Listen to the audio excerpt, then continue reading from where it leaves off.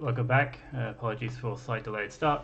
Had headset issues again, so we'll have to try and figure out why that is. Like it's completely random as to when it works and when it doesn't. So I'm having to use headphones again.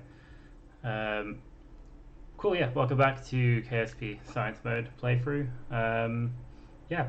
Like last time, we managed to get to the moon and do some science. And Jeb is currently sat on the moon, so we need to try and get him back into orbit, rendezvous with the ship, and get them back to Kerbin and figure out what we want to do after that. So without further ado,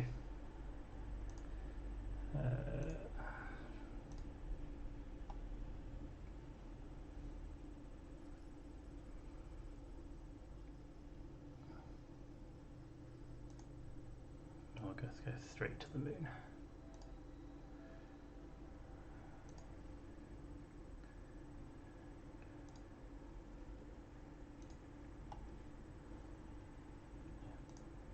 Turn off Kerbal alarm clock, we're not really using that at the moment. Cool.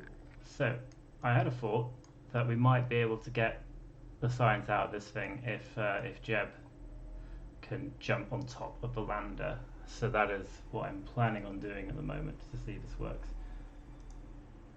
So, turn off landing mode.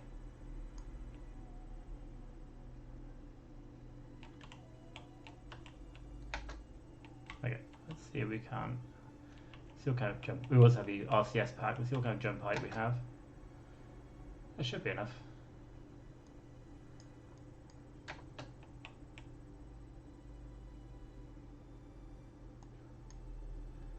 Let's grab it while we can. Yeah, let's remove that. Cool. That's fine. over jumped a bit, but we got where we wanted to go.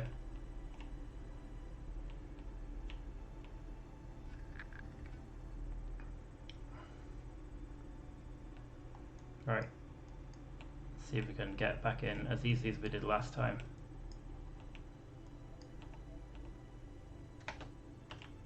Yeah. Cool. Well, we've stored the mystery observation, so in theory all of these things should be yeah, all of these things should be collected now. So we should have 8 stored data. Cool. Right, let's have a look to see where our... Okay, so the ship's S.T.O.N.K.S is... So I'm thinking if we wait until it comes around again and then try and sort of launch as it's passing over and then see if we can't get a... Hello, Fjord Obelisk. Boat. What does that mean? Smoke. I'm not that familiar with all of the Kerbal water program. I haven't tried doing boats yet. Maybe when I've got more of the parts unlocked, we can try doing. But I think boats are probably an option for if we ever get to where is it? Leith or Eve's got oceans on it, hasn't it? But yes, I haven't tried boats yet, but I've seen some YouTube videos of people doing boats and even like submarines and stuff, and like how you sort of try and control the buoyancy using like it's a glitch where if you store things inside one of the storage modules. Boat doesn't need water. True. I mean, a boat doesn't necessarily have to be on water, right? I mean. Like an airship's a kind of boat, right? Well, so I guess an airship's more like a submarine for air rather than because it doesn't really float on top of the atmosphere, but it does sort of go inside it. Of course, all the boat needs is love. Right. I'm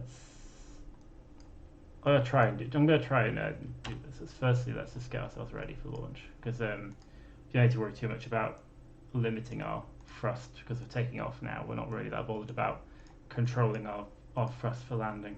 So we want to end up going super fast. So these are all still activated, right? I didn't shut them down. No.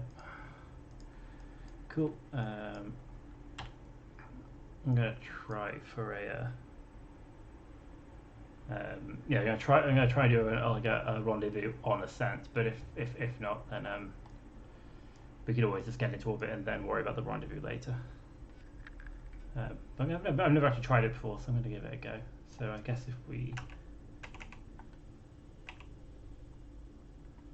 time warp so that it comes around. Simple Rockets 2. I've not heard of that. Is that a mod or is it different? Is it like a different space game? I'll probably do.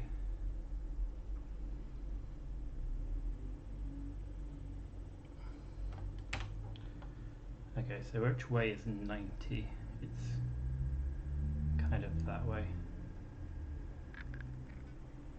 Oh, is it? Okay. Yes, I think I've seen a YouTube video or two of that. Yeah, I'm kind of surprised that something like that would run on mobile, but I guess mobiles are a lot more sort of capable of running games these days. And right, anyway, let's try this. I'm gonna try and get into 90 degrees, which I think is it's like up. I don't know. Let's worry about pointing ourselves where we want to go. Right, that's good.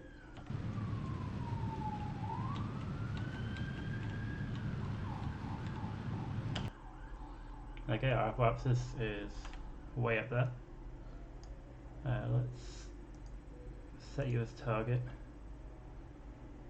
See if we can adjust our orbit at our axis so that we intersect at a decent time. See, there's an intersection here, so maybe we can do that.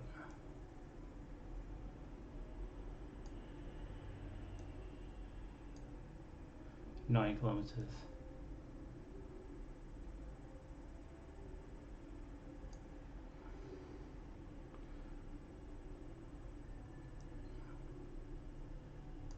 Okay, fine.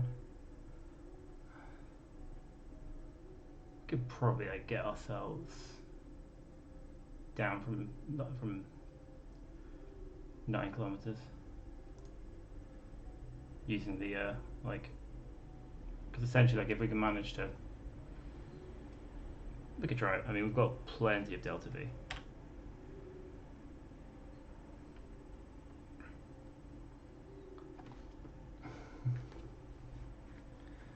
And the main thing is, I mean, in theory, if we manage to do the rendezvous, then we'll be in orbit by the time we rendezvous.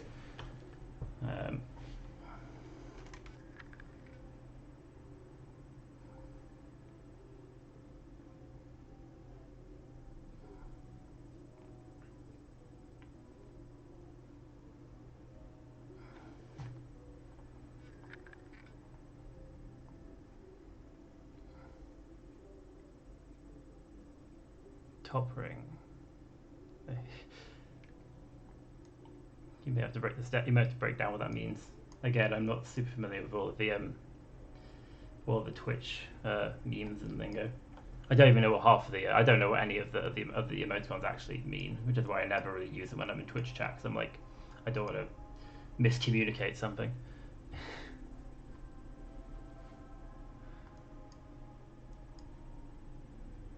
Yeah, I'm still quite new to streaming, as it were.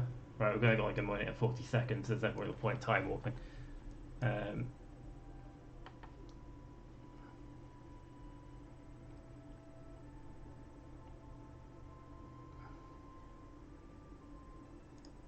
What I can do is I can make the burn time a little bit longer if I've got time to adjust things. Actually, no, because making the burn time longer will reduce the amount of time. Okay, stop it in 1 minute. 50. 50. And yeah, I turned on advanced tweakables, so which will probably not use that much, but 15-second burn is probably a bit better if I'm trying to get the intercept.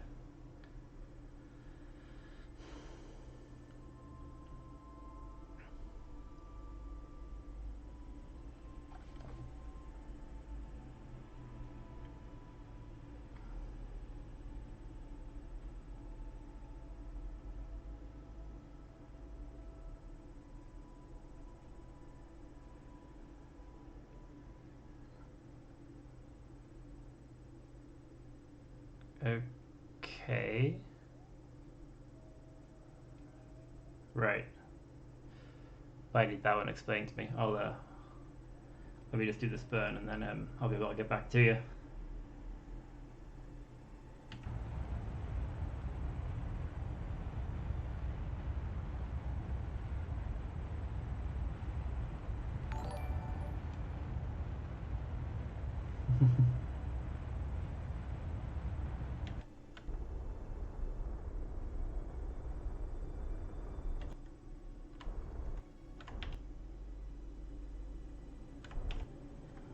Okay. Alright, we're still not in orbit yet, so we need to be a bit mindful of but I reckon if we can get this down, so let's see, 3 minutes until the maneuver. Let's see if we can get this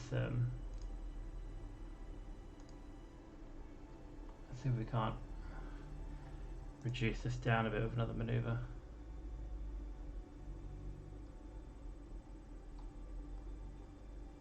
Point 8, 3.7, 6, 5, 2, 1.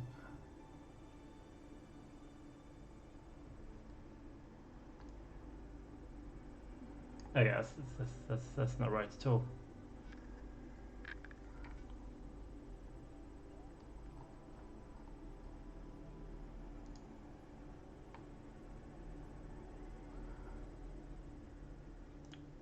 Let's reset that.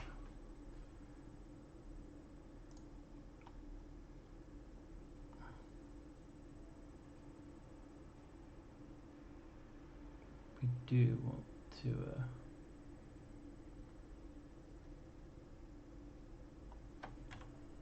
how far away is our target now?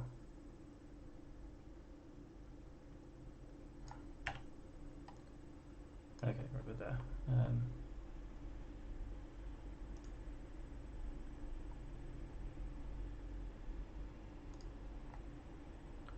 if we can't manage this.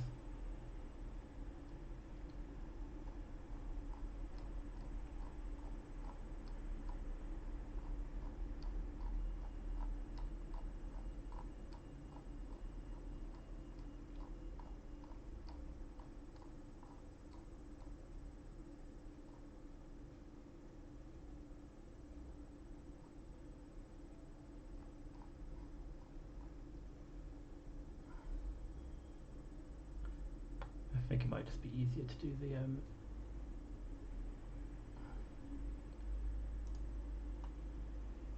I'll try and do this manually because like 8.9 kilometers is something we can. I think we can narrow that. We can do an intersect with that, and we've got a fair bit of a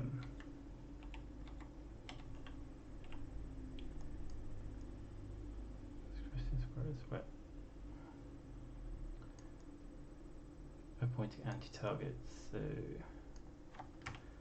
what's our separation moment? Distance, it should be visible.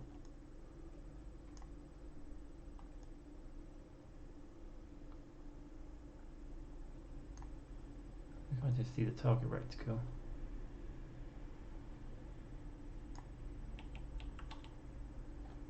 How close is it now?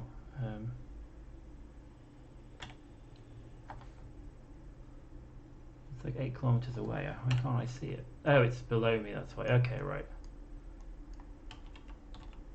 Let's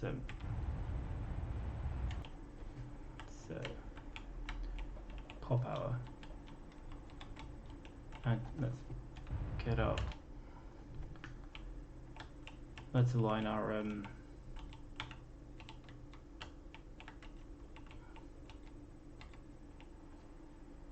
8 kilometers away, still it's a bit slow for hello, how adorable.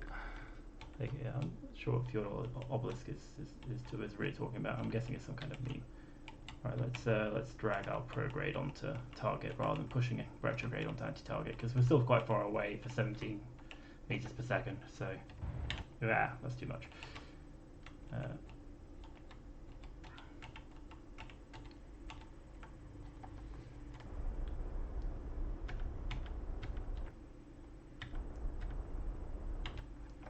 $35. 25. That's fine.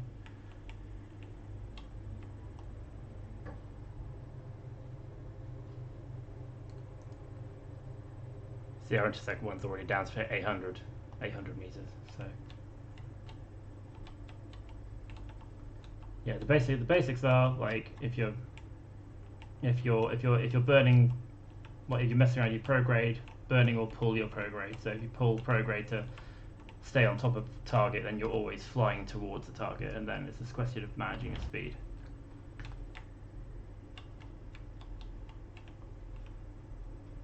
At the moment, we're doing a return from the moon, from the month. Sorry, I'm not sure how you're supposed to pronounce it. But yeah, we managed to land on the moon last session, and now we're doing a Apollo. It's an Apollo-style mission, so we have a transfer stage in orbit, which we're going to try and rendezvous with. Okay, we're now below. We want to rotate around to start messing around with our retrograde rather than let's just point ourselves retrograde and start nudging retrograde onto anti-target to keep ourselves in line. So yeah, so about 4 kilometers away. So now we want to start decelerating gradually.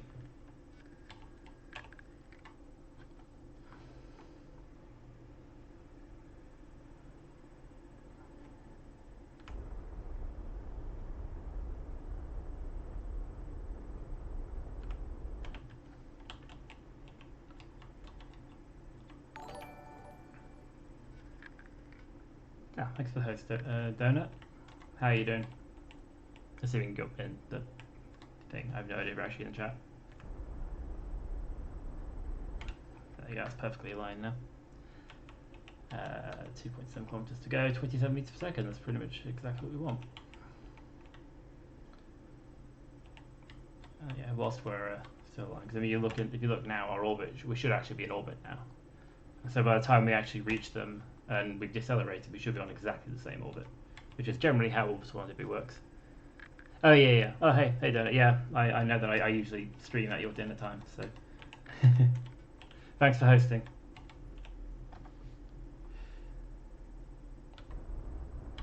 Okay, that's pretty well aligned. So we just align in retrograde and then burn off our speed.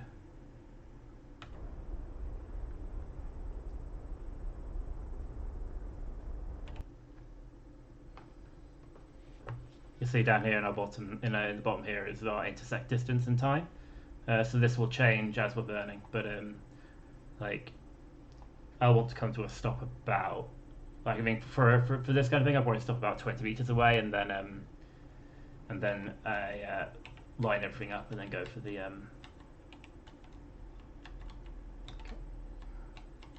yeah, sorry, I keep forgetting to turn off retrograde hold when I try and do adjustments.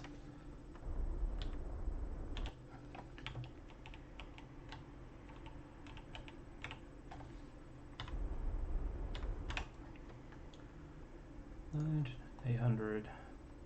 Like I mean, like if it's a choice between like approaching too fast and too slow, you want to approach too slow. So if I pop down. So if I keep my sort of relative speed below the sort of times 10 rule that I tend to follow. But I think if this works out, this will be the first time I've done like a rendezvous direct from launch. So.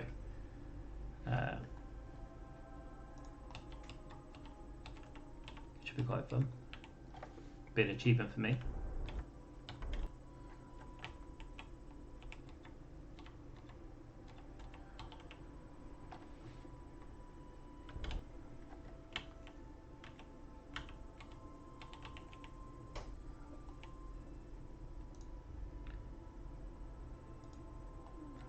Eventually we'll want to like line up with retrograde,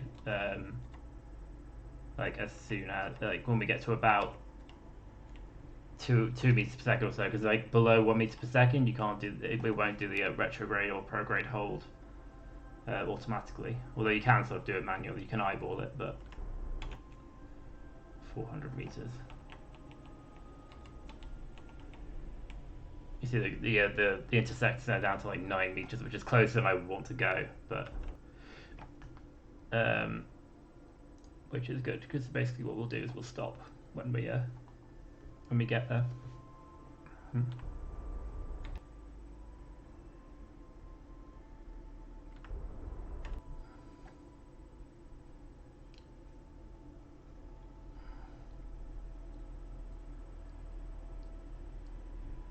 Oh yeah, I can. I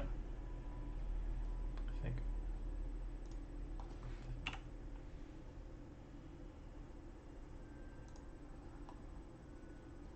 I'll worry about those. I'll worry about that when we're actually rendezvoused. Oh wait, yeah. Sorry, I forgot about the landing. I actually retracted the landing gear, which shouldn't really affect us, but actually no, we'll keep holding that, and we'll just come to a stop. Like. And then we can do the rest on RCS. And then we'll try deorbiting this thing. See if we can manage it. I think we should have enough fuel to do it. Rather than leaving it in orbit, basically, I want to try and deorbit it with the main ship.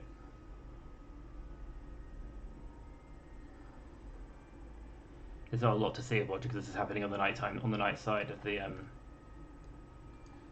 night side of the moon, but you can see Kerbin in the distance there. Right, we want to slow down 100 meters away. Yeah, so once we start accelerating now, it's going to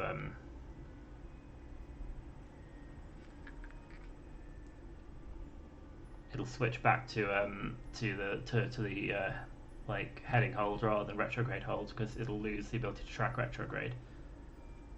But I say we come to about 30 meters away, and then we could line up and do the final approach, and try and line up the. You could just about make it out.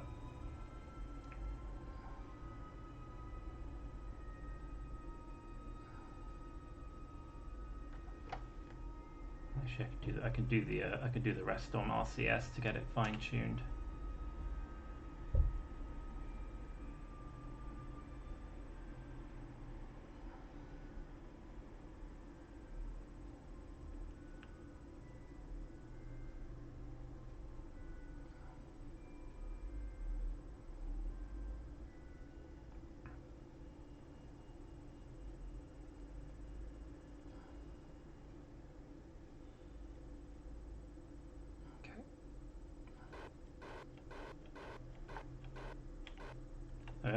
We're now stationary. What's our propellant? 14 out of 15, so we've still got plenty. We're not going to need that much to.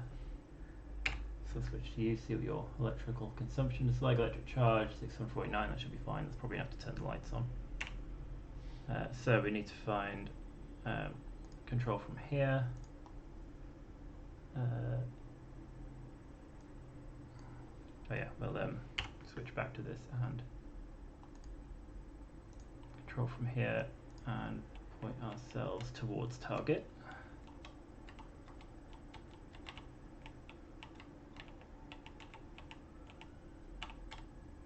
Actually, we could do target hold. Have this thing and we set this as our target. Make sure we're controlling from the docking port. Have this thing point itself towards target.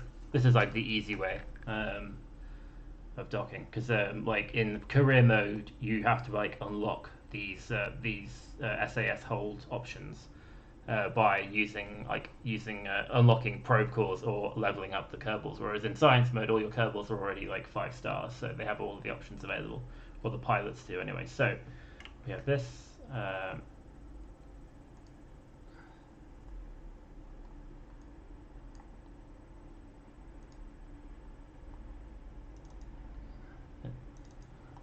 Okay, yeah, docking port, cool. So, try and figure out what's our electric charge like on this thing.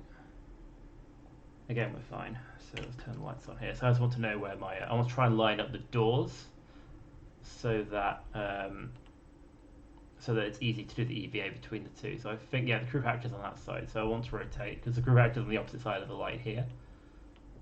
So I'll fine tune the alignment when we get closer, but alright, so we just do a bit of a close the gap to about 10 meters, I think.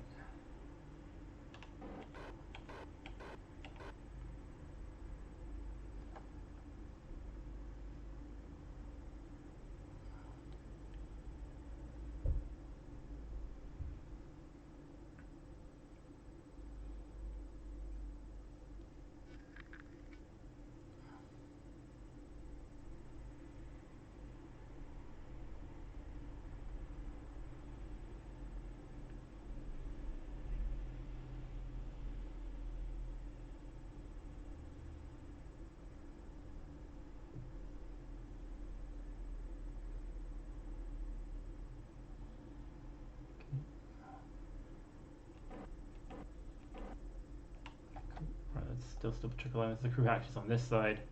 The crew hatch here is on this side. Let's double check. I reckon that's probably close enough. That's probably fine. Let's point towards target. Make sure this one's pointed towards the target. And then about 0.3 meters per second is probably a reasonable thing.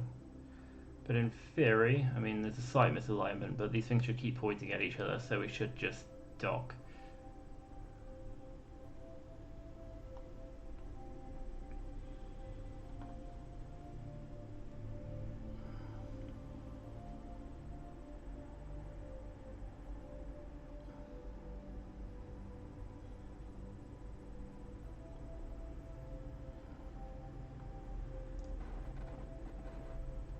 There. Cool. Right, we are docked, and hopefully... Wait, is that the crew hatch or is this the... Are there crew hatches on either side? That'd be quite annoying if there was. I always thought the crew hatch was on the other side. No, I'm pretty sure that's not the crew hatch. I'm pretty sure that is...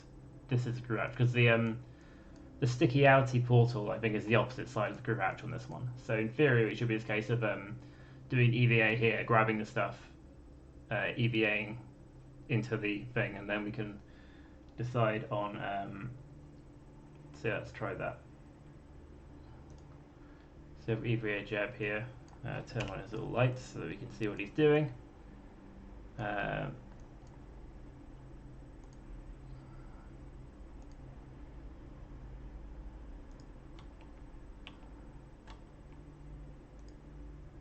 Take data. We want the data. Okay, this is going to be the fun bit. I love EVAs.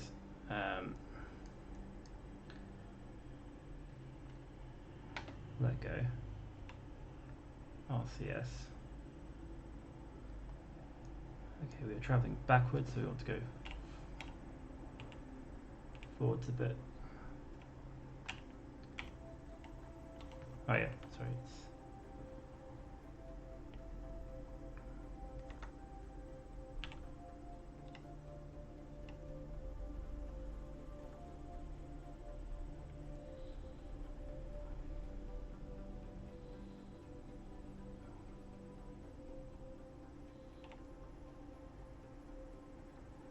Up. Right.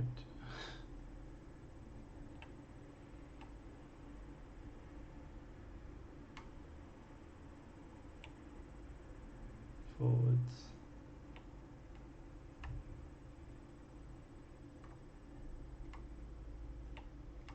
Nice and slowly. Grab. And board. Cool. Jeb is now in this module with all of the scientific data, which is great. We have no real need of this. Like in theory, I don't know does hard mode actually let you do this.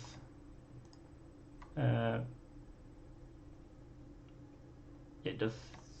It doesn't appear to.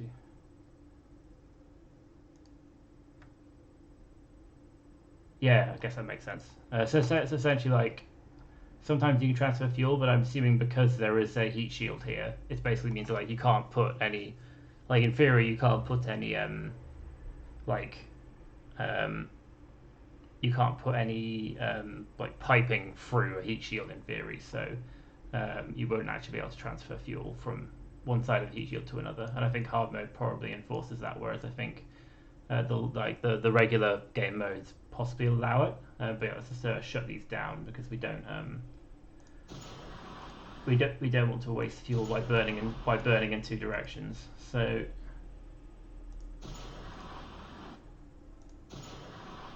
we have 1200 meters per second. I'm wondering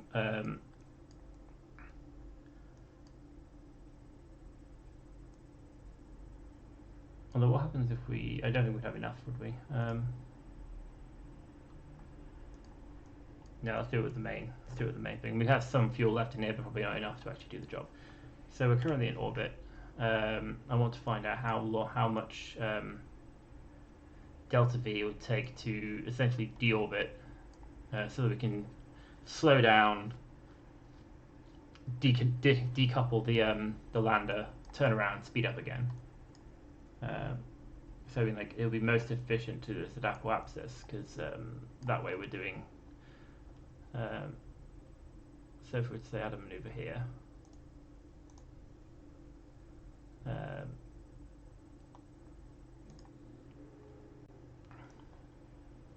bring it down to below the thing, that is 23 meters per second, which should be fine, and that's a 1 second burn. So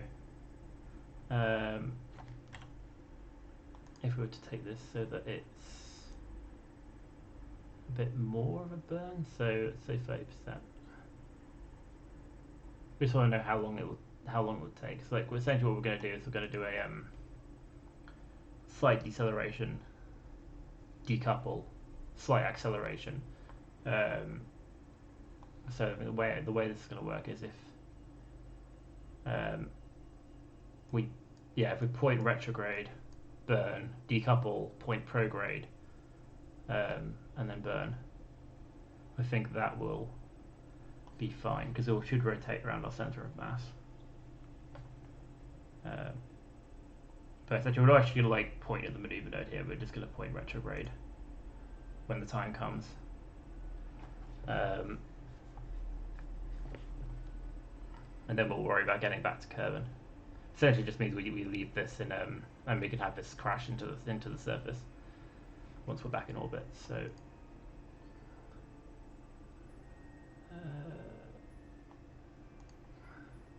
the undock button now. We'll leave this up.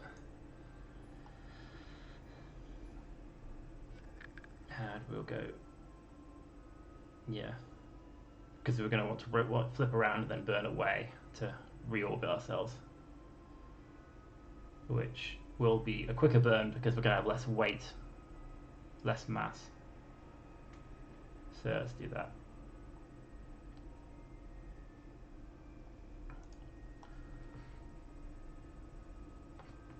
Just come around the daylight side.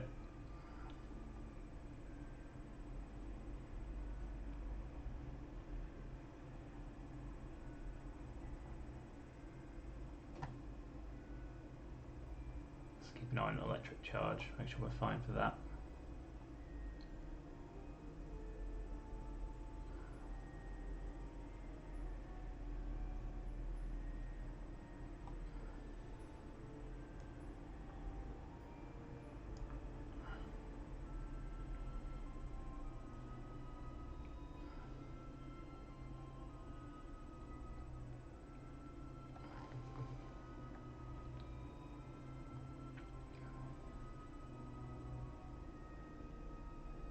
Okay.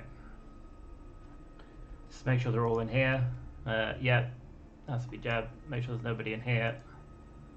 No, there's no things. All the data is in here. Cool. We don't have any further need of this. So we don't actually need to like hit this maneuver node exactly because we're just wanting to like know where apoapsis is. But let's do this. So let's 1, 2, 3. Cool. And undock. prograde.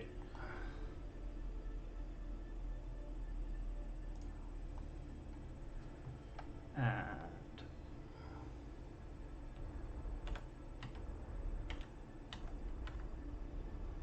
2, 3, 4. That'll do 28 to 31, that's fine. So yeah, this thing should now crash into the surface of the moon. Let's make sure we're pretty relatively circular orbit. So we're going to be fine. So what we'll do is we'll switch to, just for the sake of amusement, because I think we're okay for, yeah, because our electric charge gets recharged every time we burn, so it should be fine for electric charge here. We can turn the lights off. We don't need them now. And then if we switch back to the lunar lander, which is spinning because we have no control over it anymore, because nobody is there's no one inside it. We left the lights on. We can't even turn that off because yeah, we have no control over it. If we turn on the landing thing, look at the map, we'll see where it's going to come down. It's going to come down here, so it's going to be crashing in the dark, but which, yeah, could have waited. So like, I'll figure out try and do this so that it's a bit more fun to actually observe.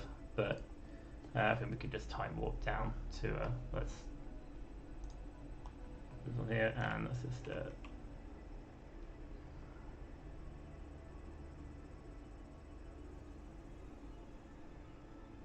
go down to the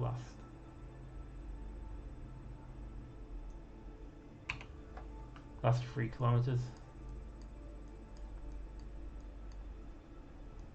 Yeah, it's gonna crash in the dark, which is a shame. You'll see the explosion, but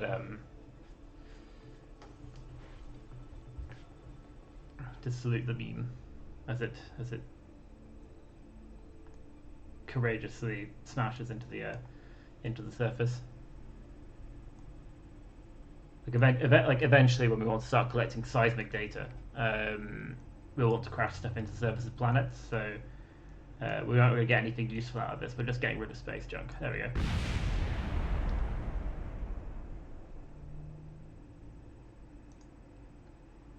Cool. Let's go to the tracking station and switch back to this one and fly this.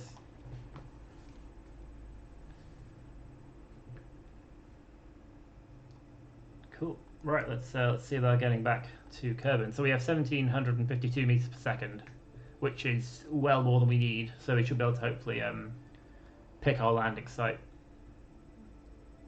Now there's a whole load of debris on the surface of the moon. Okay, so yeah, let's do our thing. So essentially we're going to be burning. We're currently going around sort of this way. So we want to be burning so that when we escape the moon's sphere of influence, we are traveling kind of like backwards so that our orbital speed relative to Kerbin is lower, which will hopefully drop our periapsis down. So we just basically start playing around with the maneuver node and see what we get.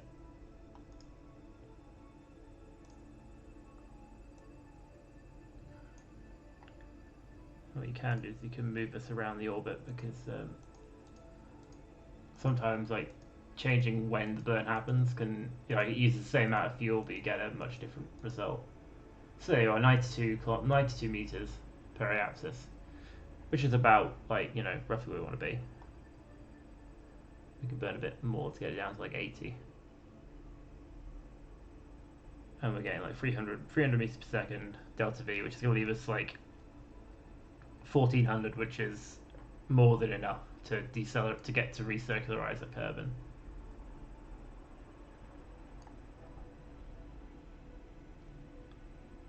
And what we can do is we can correct on the way back for an equatorial orbit if we want to, for a very small amount of length. So let's before we forget, let's re-up this thrust limiter to this. So we get okay, maybe 9 seconds is a bit. 60, nice. 70% maybe? I don't know, a bit more, like 13 seconds, that seems like fine.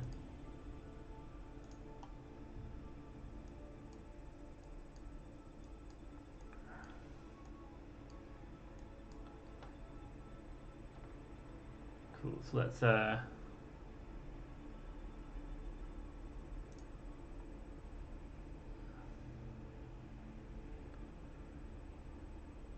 time warp to the burn.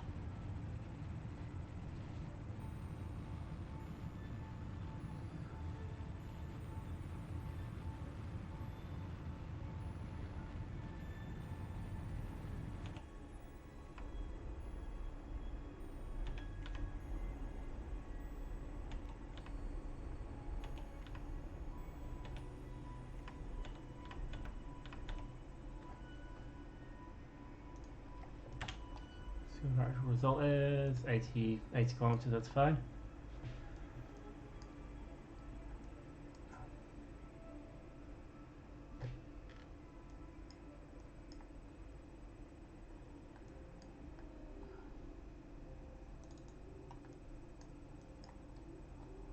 So what we can do now is we can, well, that's nearly an equatorial orbit. I mean, I feel that's probably close enough for our purposes. So by the time we actually get here, Kerbal Space Center will be in a different place because the planet rotates. But what we can do is we can recircularize ourselves, which will probably take about 800. Also,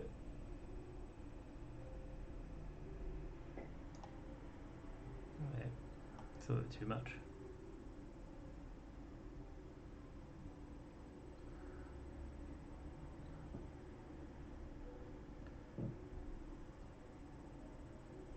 $81 to 79 is fine. So yeah, 30-second burn, but it'll be a little less if we pump this back up to yeah, 21 seconds, which is absolutely fine for a burn. 859, so we're still gonna have like 600 delta V left, which is more than which is like, you know, we only need a little bit of delta V to actually get down out of orbit because we can use the atmospheric drag to get us the rest of the way.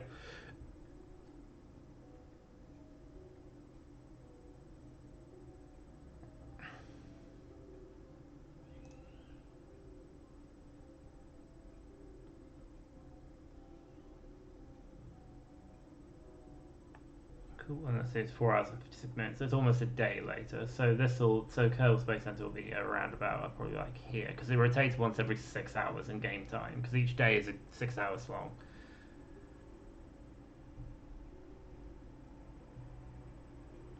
Let's walk then.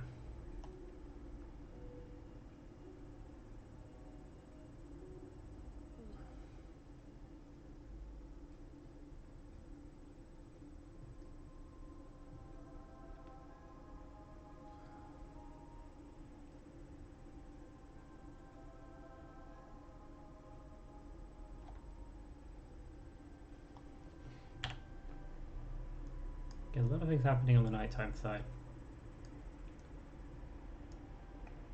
I'll do the deorbit on. I'll try and do the deorbit in daylight so that we can actually see what's going on.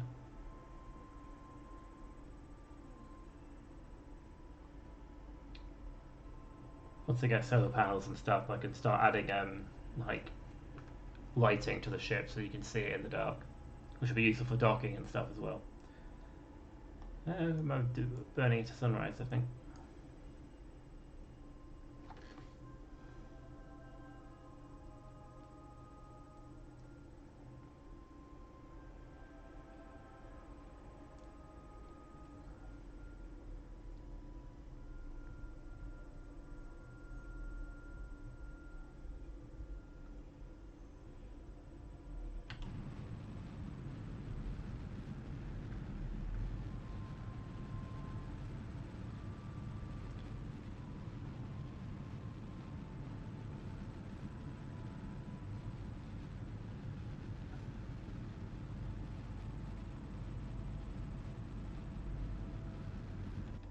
We don't want to overdo this one, because if we overdo it, we might end up re-entering the atmosphere a bit before we actually intend to.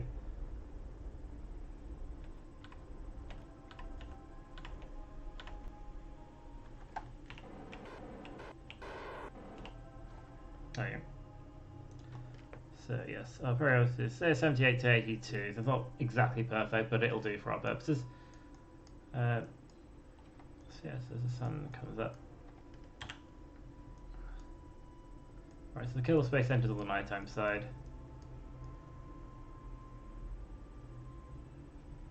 I reckon if we aim for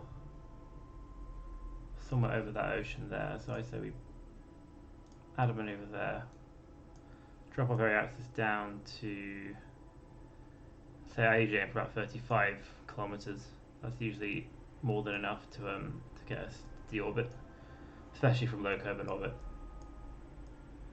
And then we place that periapsis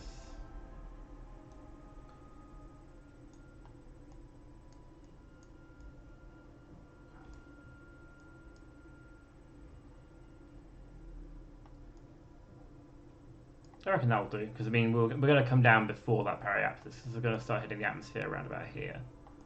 We might come down on land, which it's always a bit difficult to sort of absolutely figure out where exactly you'll come down, but there's a fairly good chance we'll hit ocean if we do it like this. So what I'll do is I mean, it should survive landing on land. I think we should be fine.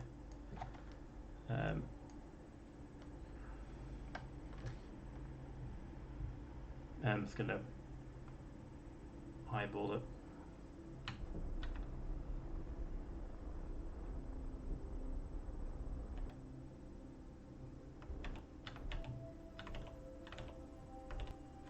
I'll do. So we should land on the daylight side, I think.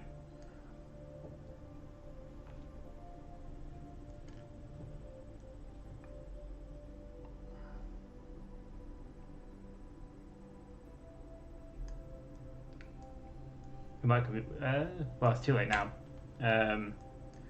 We come down where we come down, as they say. So let's.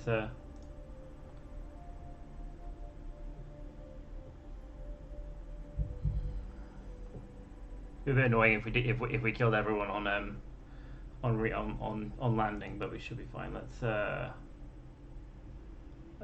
I'll leave that out because this typing is going to burn up.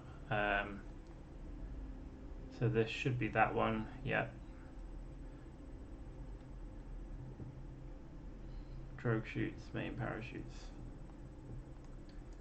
Okay, let's time warp to get to about 70 kilometers, which when we start entering the atmosphere.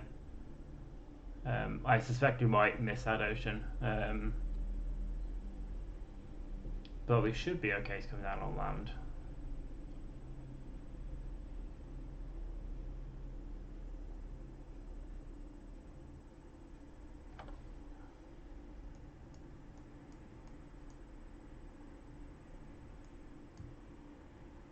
Okay.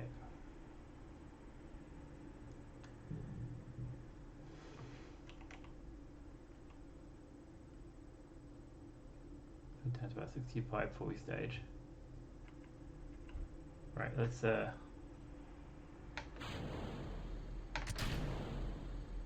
stage and point ourselves retrograde.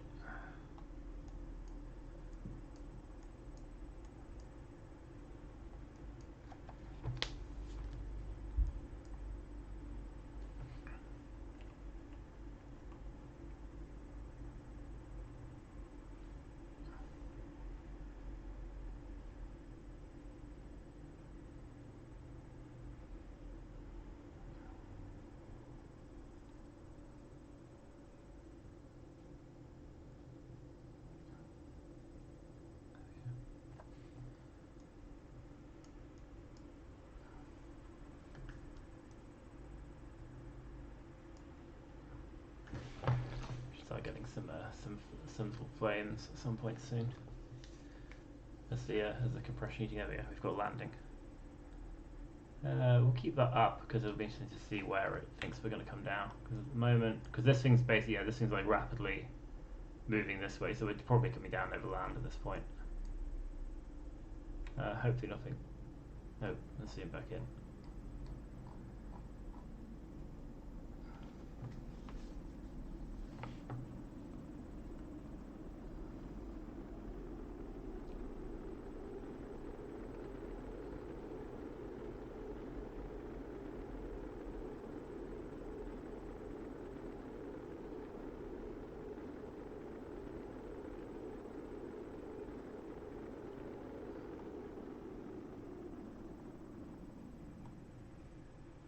That was relatively quick.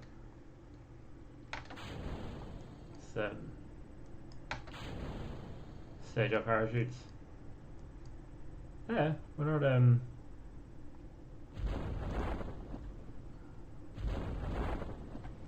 Oh, we're I didn't realise you could stage things whilst in time warp.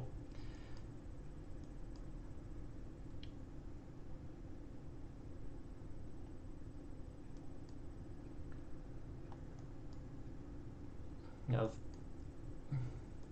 forgotten I was in physical time warp then. I guess you can stage things in physical time warp, but you can't in like non-physical time warp, I think. I'll deal with that message in a minute. Actually, I think we should be. Actually, I'll wait till we land and then sort that cursed message out.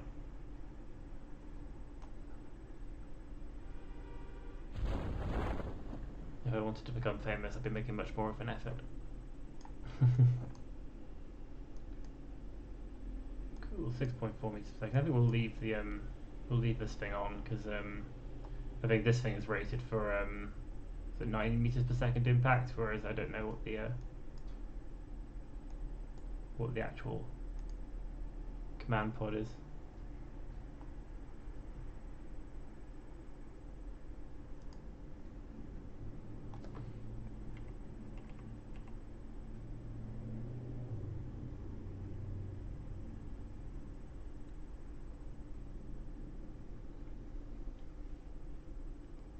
Also, like, we're in a hill and this is a ball, so I'd rather this not start rolling around when we land.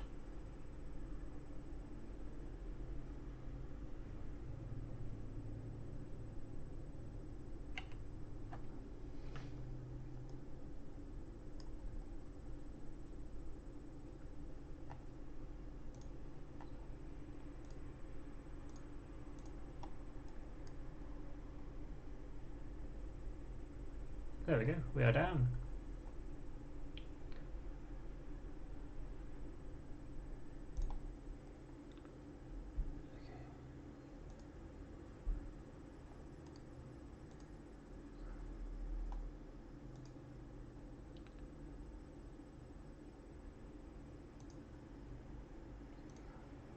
So long to agree. 307 science, that's not a bad amount of science.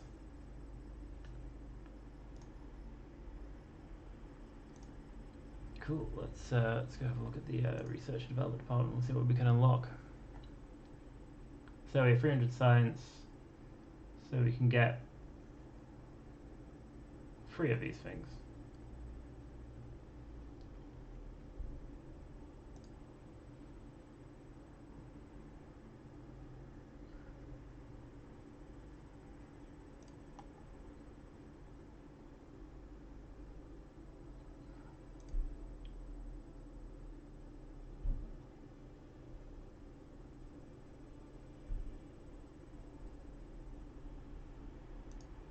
Not sure about. I don't know. I'm more bothered about more aerodynamics. I think we might care about it more when. Sure, I'm more like I'll probably unlock these things as like last priority.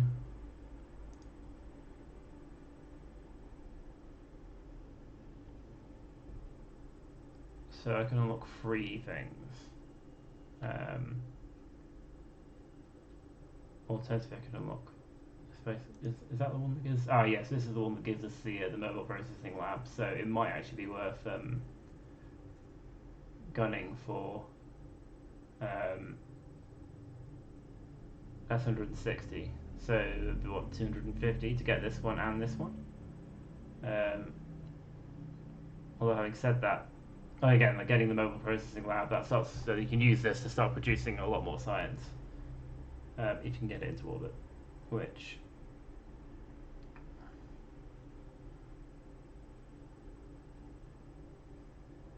Actually, I think it's 200, so 160 for advanced exploration, 90, so that's 250. Yeah, it's not quite enough to get electrics as well, because electrics would be 340, but we can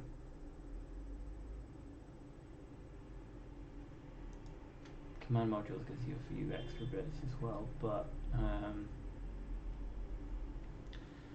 I think if we went for space exploration and advanced exploration, we could start thinking about although we still want to get electrics in advance, we still want to get electrics.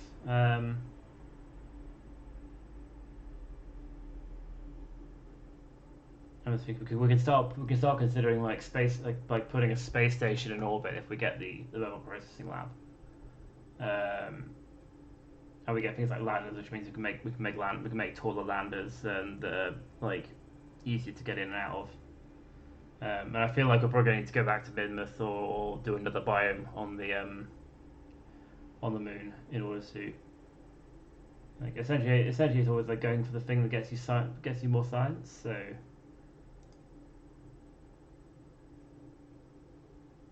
I think definitely get exploration.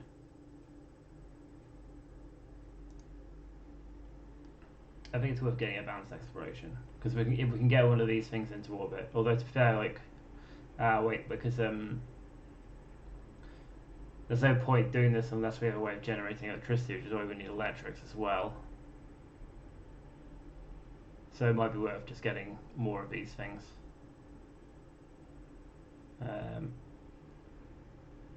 Landing and electrics.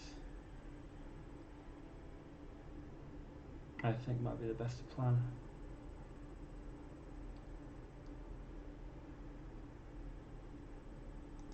That'll give you. Okay. Prototype would get. So I think landing's probably a good one to get. I think landing and electrics. Because electrics gives us solar panels and also gives us a thing. So we get a basic solar panel. And then advanced electrics gives us some slightly better solar panels. Yeah.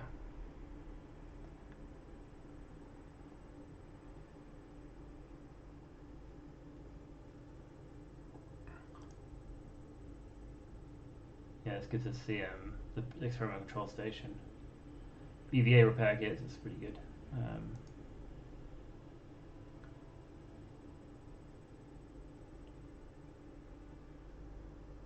Yeah, I'll get electrics because then we have solar panels, so we can make like longer term things. And then we don't have quite enough. We don't have quite enough to get advanced exploration.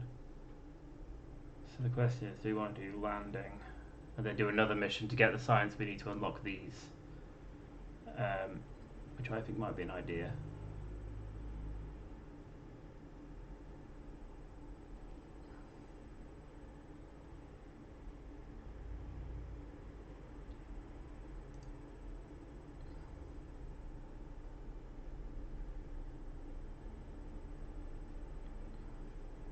Yeah, I think landing. And then we want to aim for advanced exploration, advanced electrics, probably, give us some better solar panels. So we can try and get a space station with this mobile science lab up into orbit, or even possibly like land. Like I'm at the moment I'm thinking of whether we want to like. So I'm thinking like for Minmus to do a surface space, like a surface colony, which will then which will then sort of, we can then use that to like mine all the science out of Minmus, and then do like an orbital station for the man to get science from there, and then hopefully once we get to where is it? This one here, nuclear propulsion, we can start looking at going out interplanetary.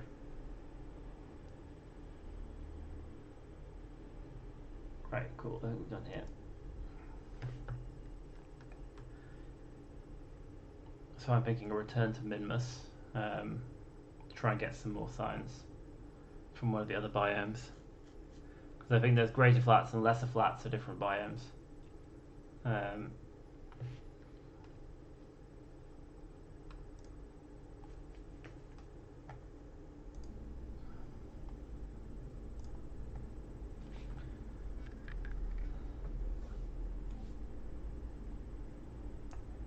So if we were to build say a Minmus lander, which will hopefully have some more, what kind of science experiments do we have now? We have a bit more in terms of science, don't we?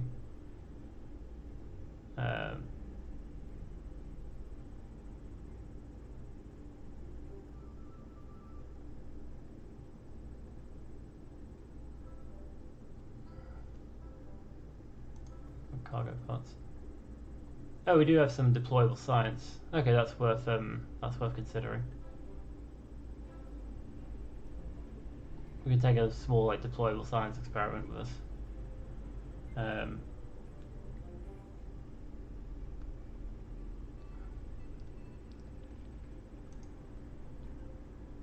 Okay, yeah, I think an improved Minmus lander might be an idea. So let's go with Minmus again.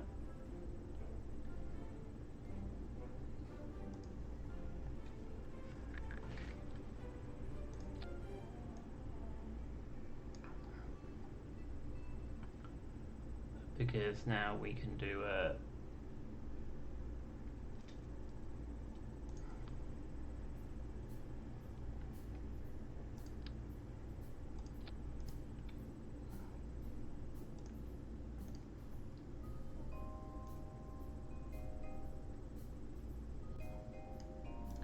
alternatively, I wonder if we can stick this on the bottom here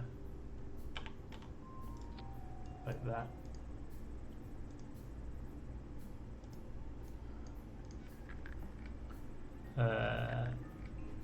Pop up fuel tanks around it.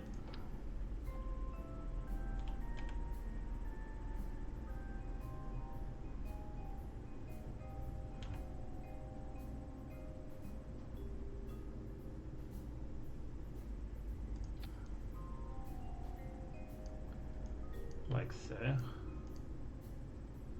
Well, I think that's probably not going to grant you too much access to that thing. So.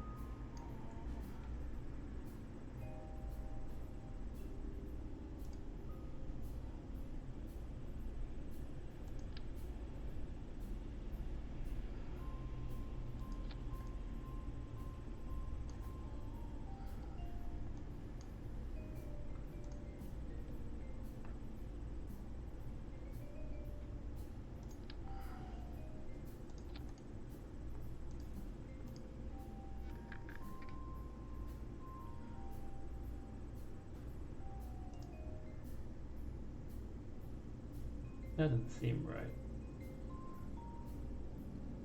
Frost to weight ratio 0.69 on Minmus vacuum. There we go. TWR 56.34, which is way more than we need. How about that? 17.02.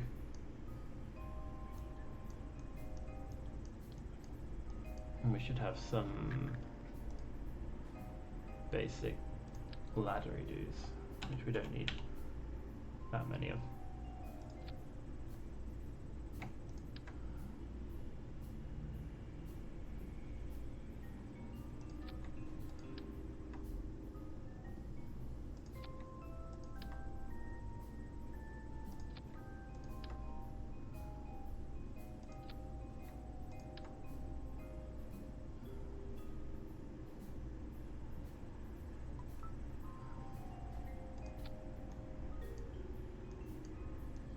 See if that works. I mean, if not, we could always fly.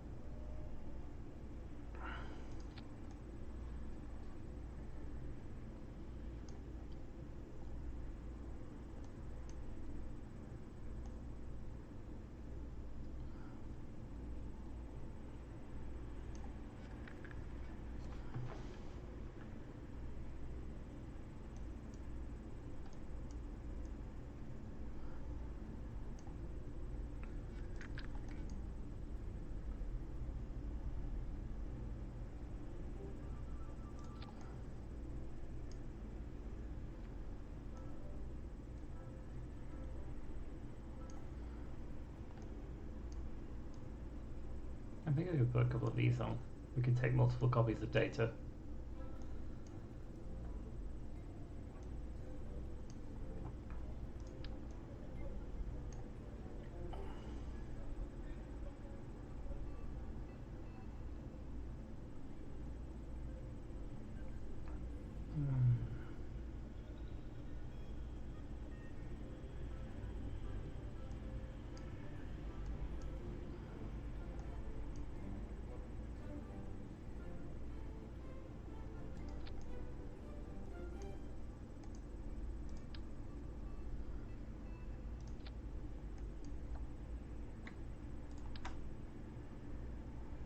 Yeah, so we should put a couple of these on and we can oh yeah, wait, no, we're not taking a scientist, so we can only collect one set of data.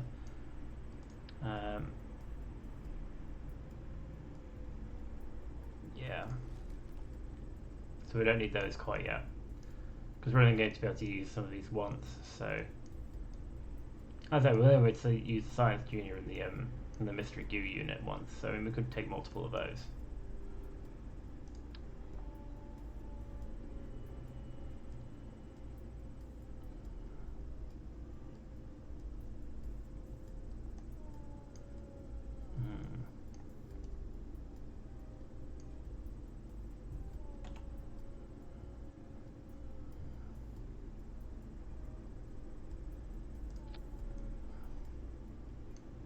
Yeah, so we only get one. We only get like one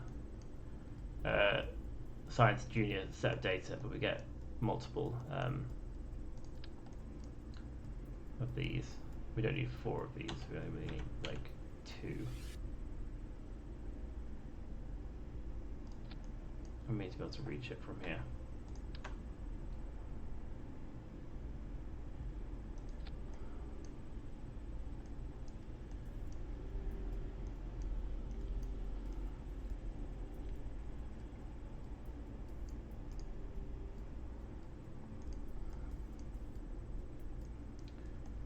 I do kind of want to test this with a Kerbal on the launch pad. It's probably an idea.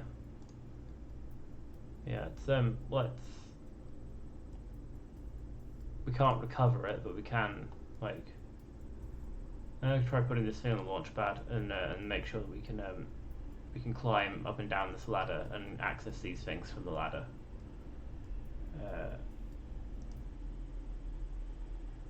And we'll switch to in-flight, but it'll probably be in flight for very long.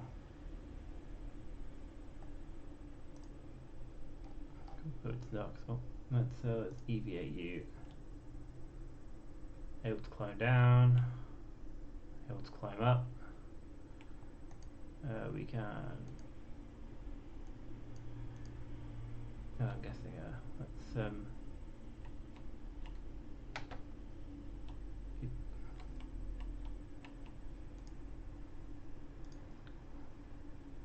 Oh yeah, can only be done externally by a scientist. Okay.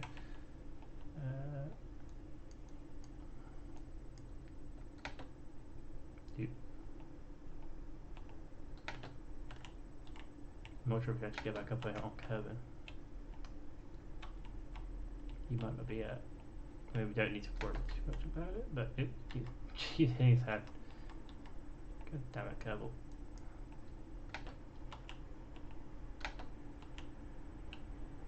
He's falling off. Now we can recover it anyway.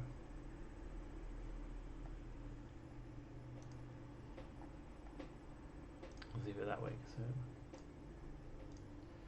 yeah, let's say untied the spacecraft. Let's recover that.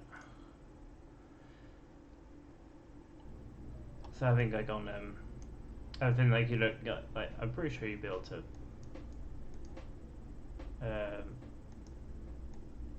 again we can fly around on Minmus, so it doesn't really matter that much. Let's stick a docking port on here.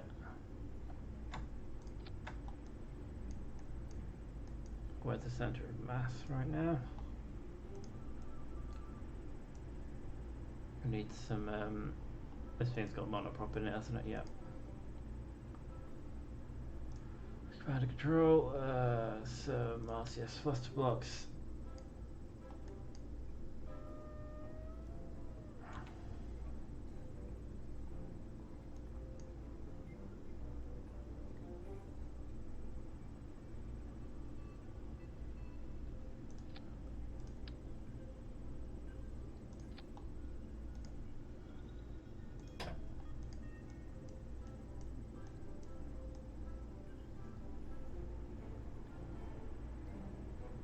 We do.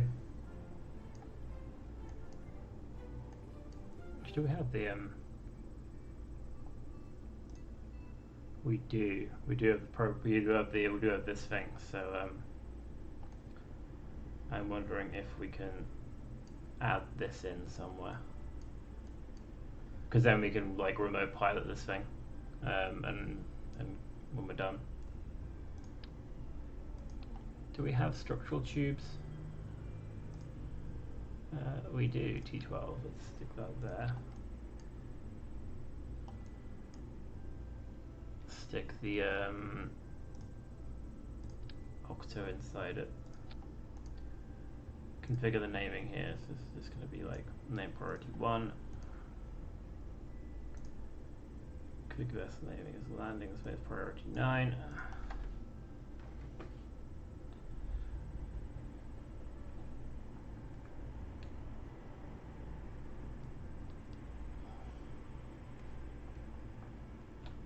Call this Minmus lander 2 for now.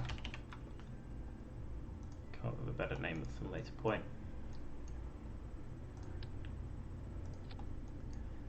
So yeah, looks like these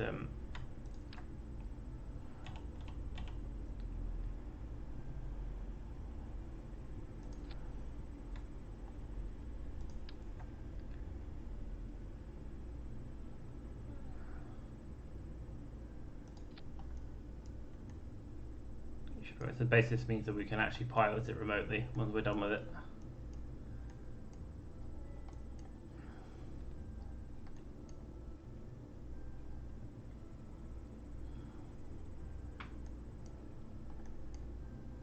Okay, we've got everything we need. We have, yeah,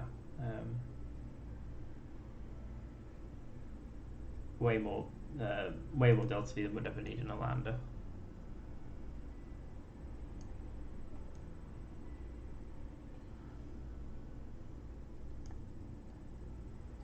Okay, right, let's then go got a nice wide base, so we should hopefully be able to do some science. Oh yeah, let's cargo for the first before we do anything else. Let's take a experiments kit with us. Oh yeah.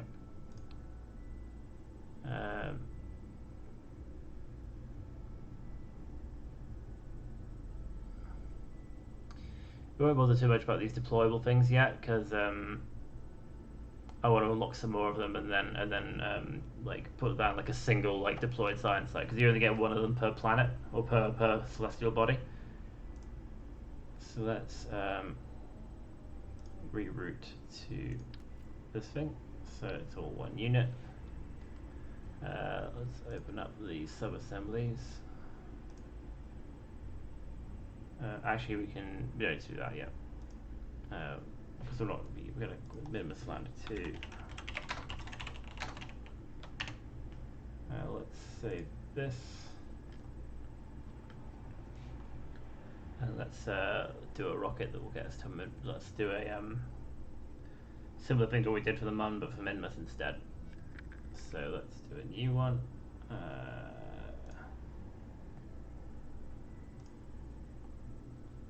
Start with the pomegranate again. Actually, now that we've got the Octo, although actually we don't have sufficient, I don't think we have sufficient coverage for KerbNet to actually be able to use Pro cores reliably yet. A future plan will be to put future plan will be to put enough communication satellites in orbit around around the M.E.M.E and Minmus to be able to always have a connection to KSC, so we can start sending probes and stuff. But for now, because we haven't actually quite got there yet. Oh yes, actually, before I forget, where was Minmus Lander 2? Let's modify this. Let's actually put some. We forgot about power and communication as well, actually. So let's stick that on the. Let's stick this on the front here. And power.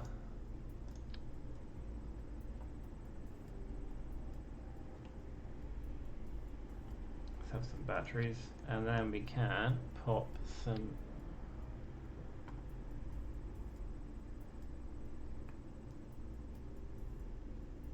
Solar panels, which will generate some, like, not a lot of electric charge, but it'll generate some, so that we can stay on the ground. We don't need to worry too much about having, like, we should regain our electric charge when we're in the daylight, basically, which will make things a lot easier. Right, let's go back to did that one autosave? Cancel. Let's go back to new, and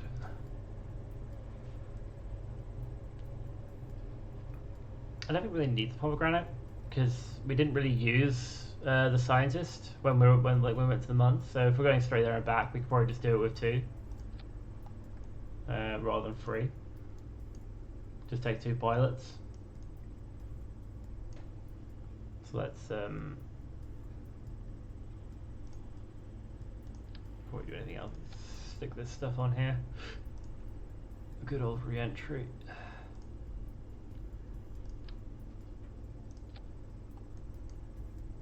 Oh yeah, and this is re-entry module. We can start doing a launch escape. We can start using we can start setting up the launch escape system now, which would be good. We don't want 4 of these. We want 2.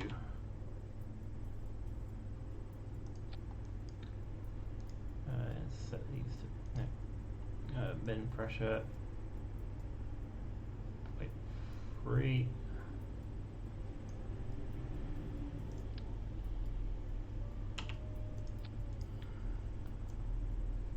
Point 2. Cool. Let's stick our TD12 decoupler on here.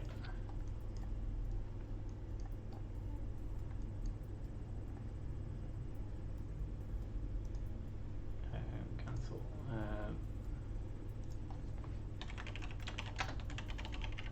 I forgot to check the. I forgot to check the weight of. Check the weight of the Minmus Lander 2. Was mass? Its mass is 7. So basically, it's 8 tons. Thereabouts. So if we take Minmus Mission 2, so we now know that we need like a roughly 8-ton mass to simulate whether or not we can get to Minmus. Let's do Kerbin vacuum for now. This is our re-entry module. Docking port junior. Right, let's stick our approximation. So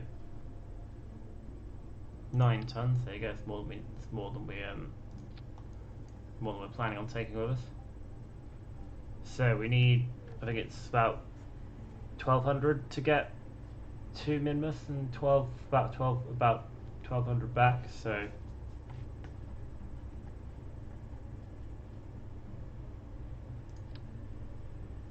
not that one. This one. Similar design to last time.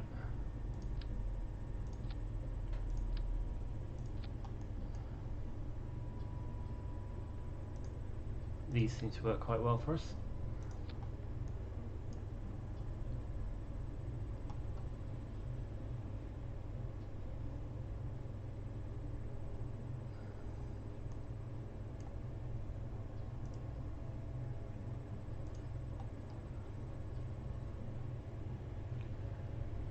Thinking if we stick, because we now have these fuel pipes, so I'm wondering if we should make it shorter and wider rather than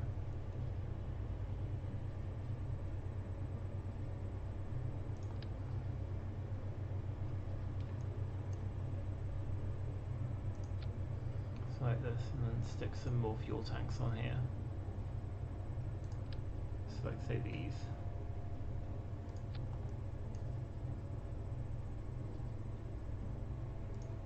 And then hook these into these tanks here like that. Move these up here like that, and then in theory, you see that gives us more fuel, more delta V. Downside being you get less thrust to weight ratio, but you do get some more fuel. So that's what 1802 plus 7 is what 2,500 delta V, which should be more than enough to get to Minmus and back. Bearing in mind we're only taking this one way, so once you take this off, you get way more. So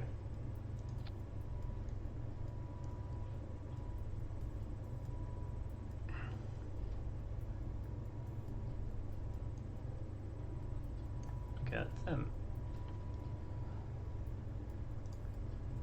I know it costs mass, but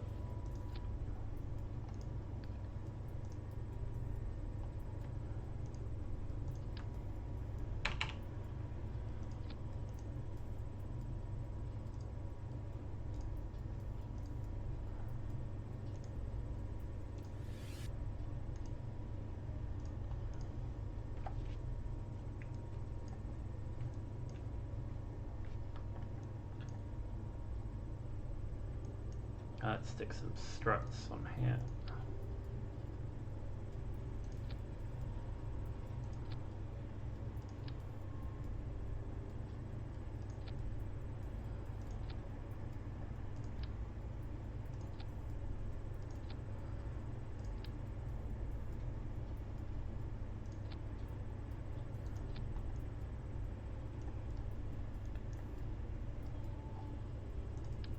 Let's get rid of this.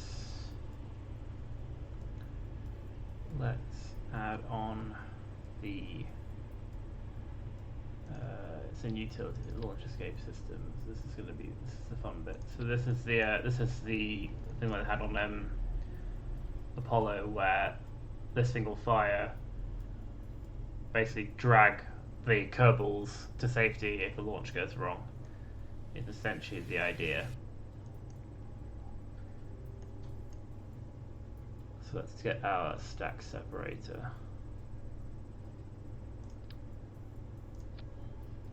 Like we had last time.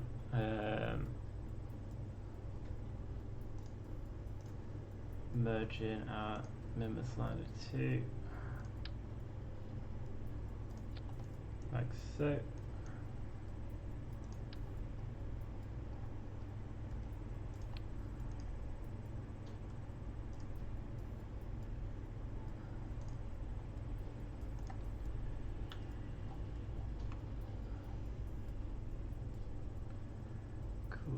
do a TD12 couple over here. And then we want our fairing. Payload.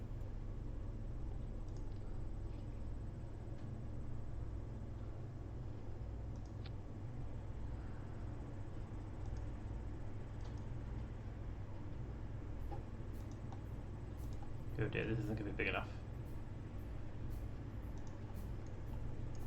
Do we not have it? This is the largest fairing we have. Okay, let's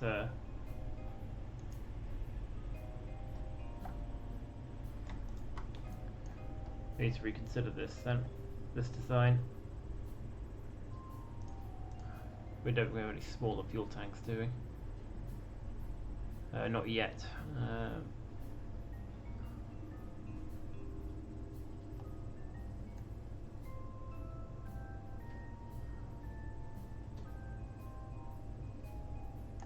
Alternatively, what we can do is not that.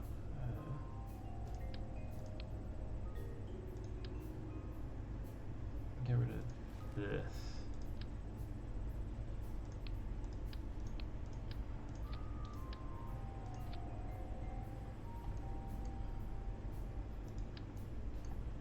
Make this a bit narrower, maybe.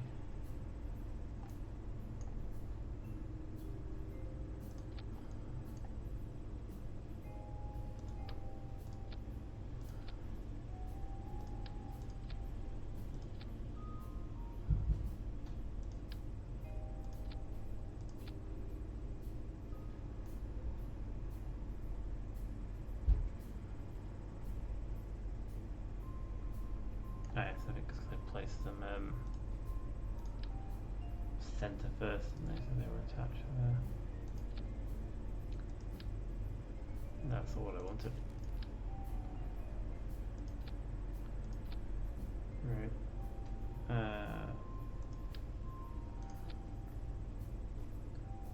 My work better?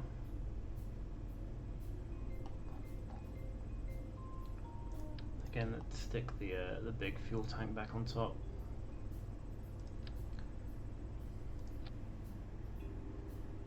Again, this is a vacuum.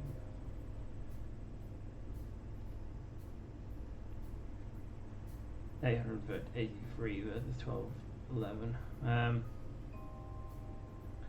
It's a bit tighter. Again, that's 2,000, which should be fine, I think.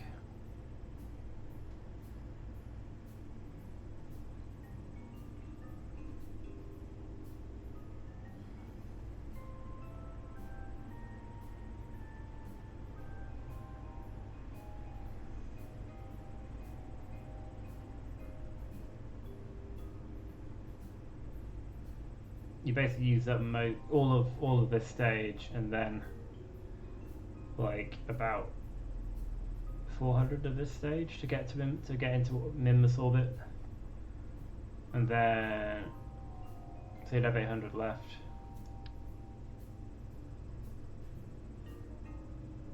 Which goes up to what? This thing basically doubles it, doesn't it? Yeah, so you'd have 800 left, and then once without land, you'd have like 1,600, I think. Probably. I'm sure I'll be fine. What's the worst that can happen? We get stranded in space. Okay, so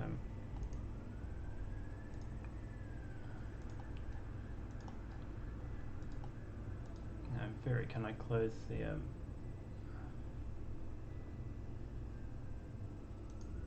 there you go.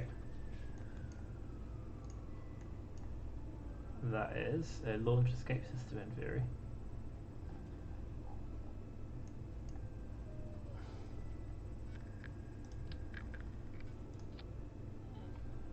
So let's go straight for the 2.5 meter things. Where engines,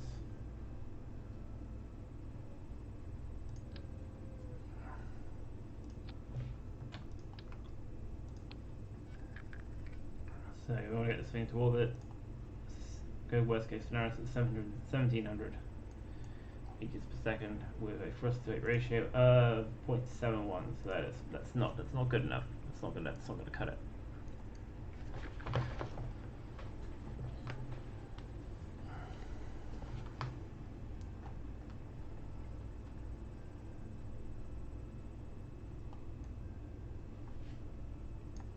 The question is, do we do SLBs or do we do? Can we manage? I think we can manage a catamaran style actually.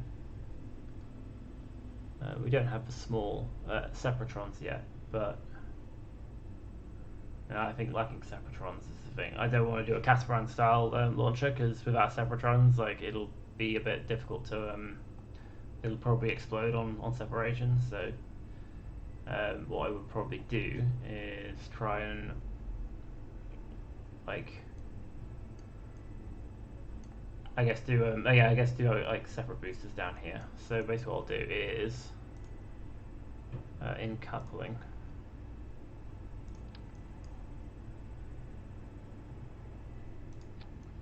like this. Do we have a spacer module at the moment? Just to space things out a bit.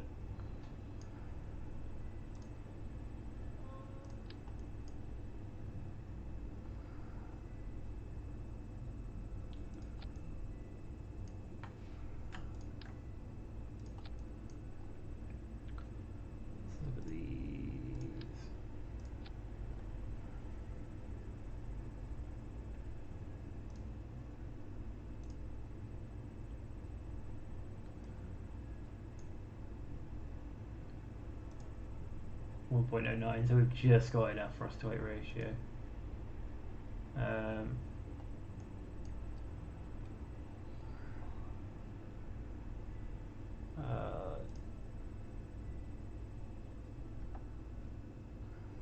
If we let's strut this bad boy up.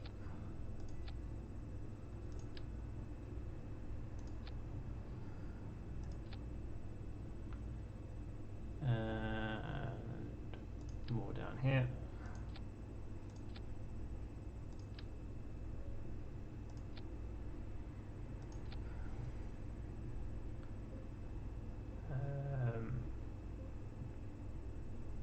Right. Let's look. Oh, you want to do the fuel feed into here. This basically gives us.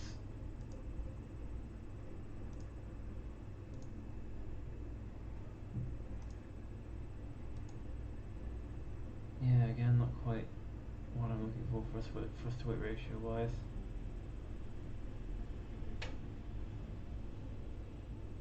It might be okay.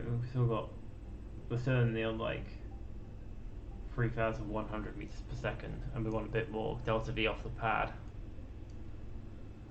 So I'm thinking if we stick some aerodynamics. Hey, let's not forget aerodynamics. Let's make these orange. Let's have orange side boosters. More fun that way.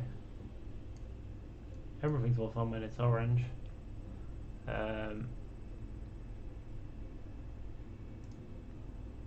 Coupling.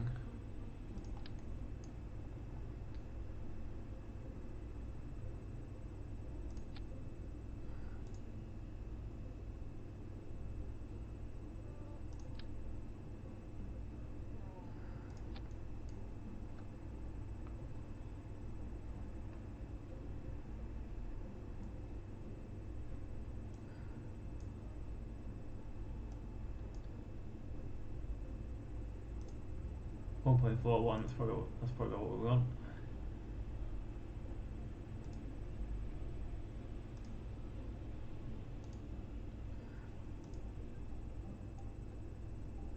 We don't have more powerful liquid engine at the moment, do we?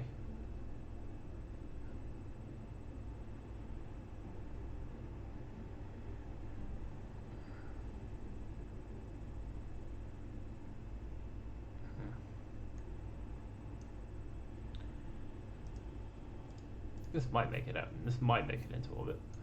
We get an extra what? 1600, 1700. That's 3000 what?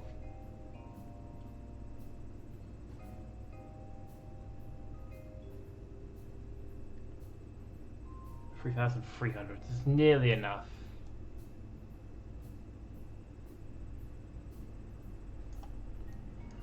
Maybe if we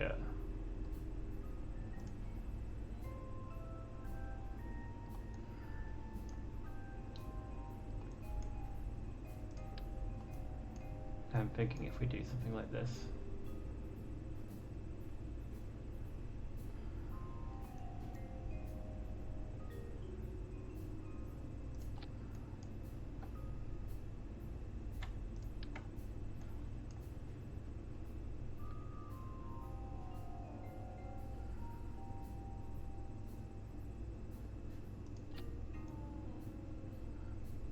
They're kind of lined up, I think. What does that give us?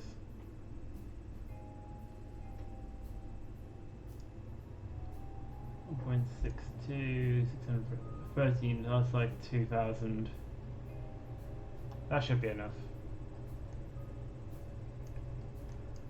And let's, oh yeah, strut these up.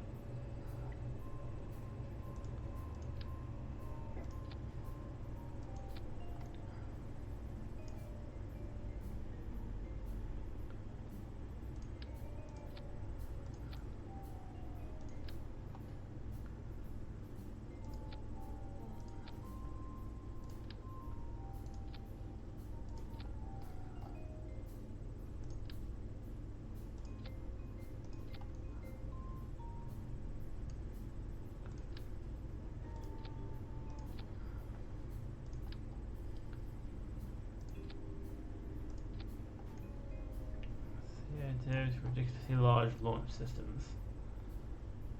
Aerodynamics. That's the right size.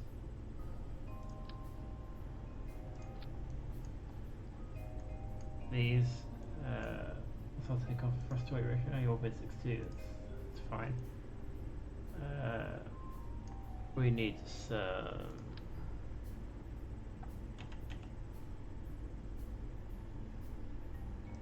These to make sure that our aerodynamics are fine. Center of mass. There you go, aerodynamic thrust.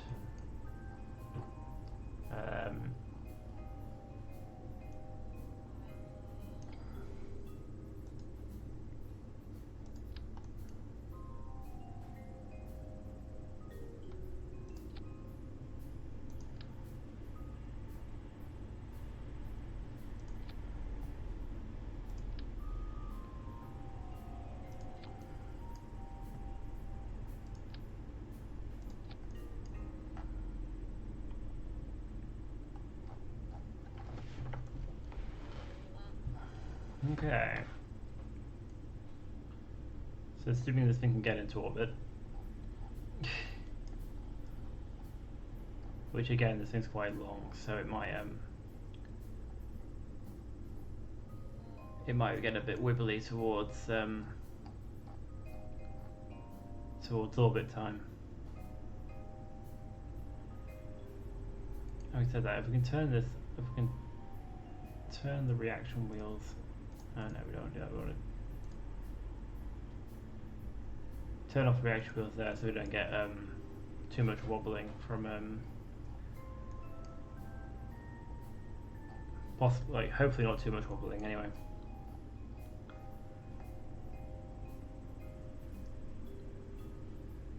Okay, let's go for our actions and set up the abort action.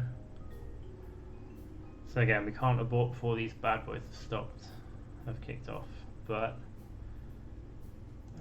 we assume that we can only abort afterwards. We shut down engines.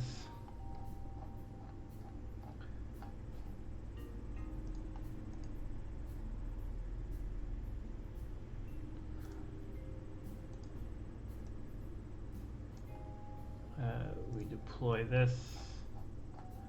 Then in theory, this should have a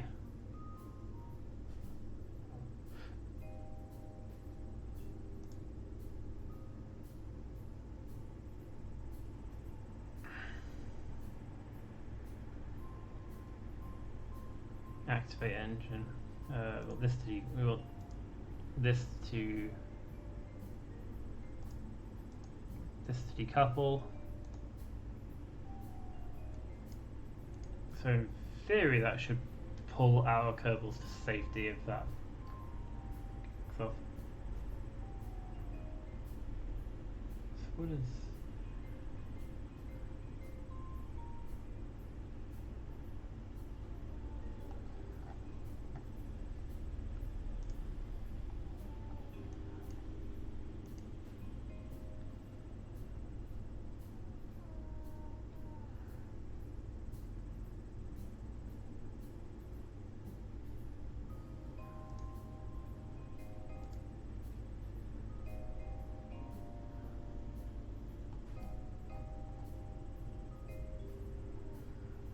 Okay, that's that thing sources.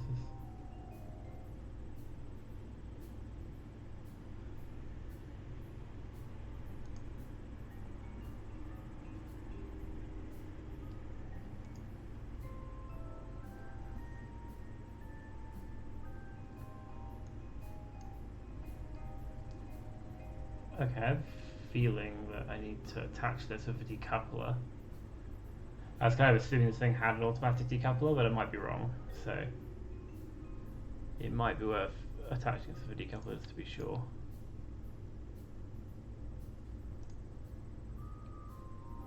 Do we have a TD6?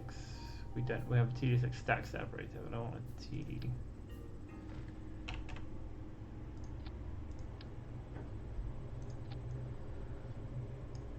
Kind of works.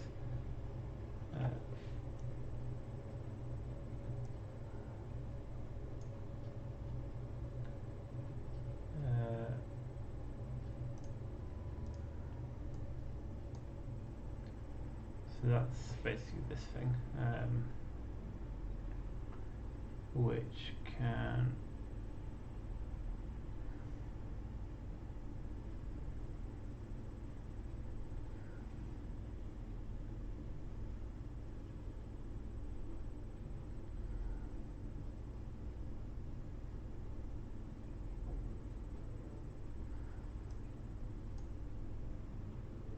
go for this one.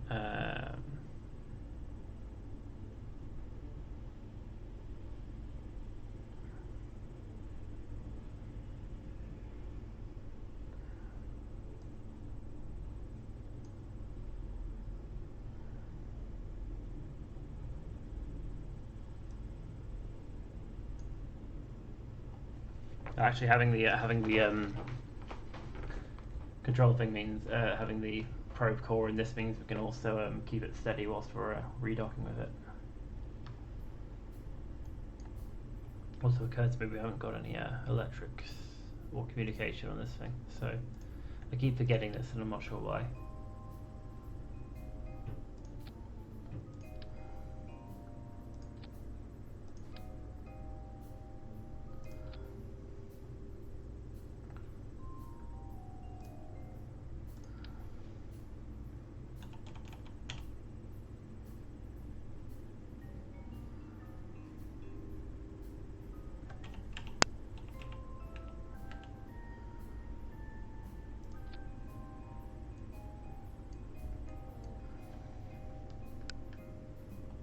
Right, let's double check all of our staging.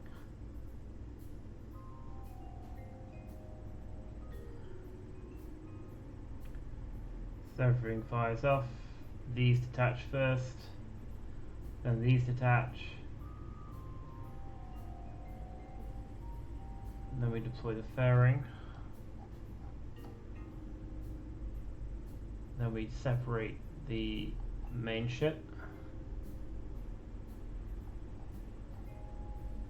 Actually, this thing should go before we separate the main ship. So after we deploy the fairing, this thing goes off. Separate the main ship. Separate the lander from the ascent stage.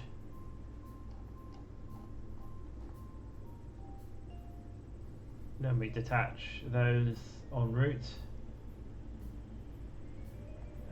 And then we have, and then this engine here, which is somewhere. What's that engine down here? Okay, yeah, that's fine. We don't want that engine to activate until we're going to reactivate that engine manually anyway. So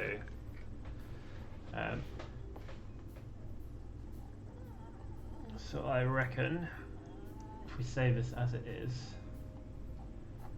we have our abort thing like ready to go. Hopefully we'll actually save Kerbals if things go south.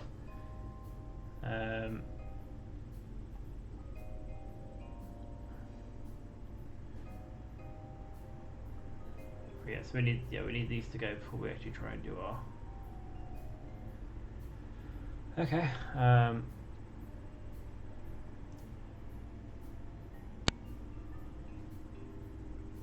Doing our engineer we want. Alson, Kerbin, why not?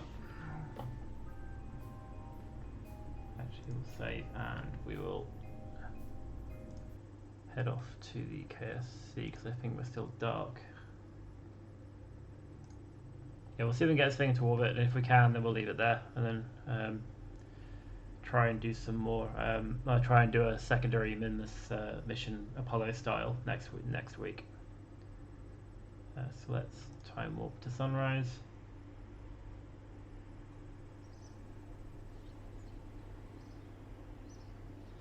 Launchpad, Minmus mission 2. Don't want Bill, we do want Alson.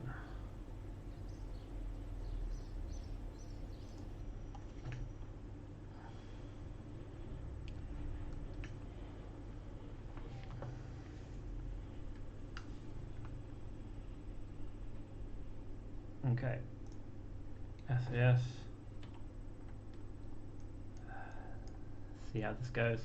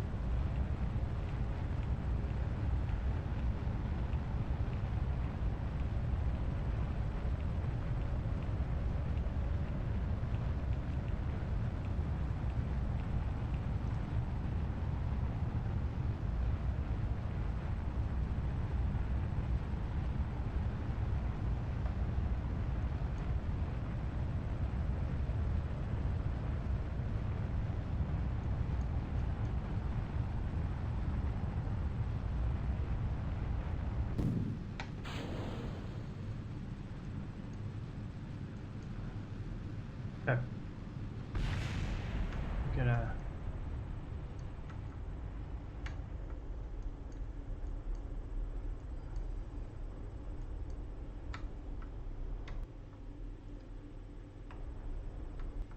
We're gonna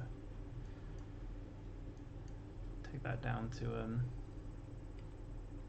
about a minute to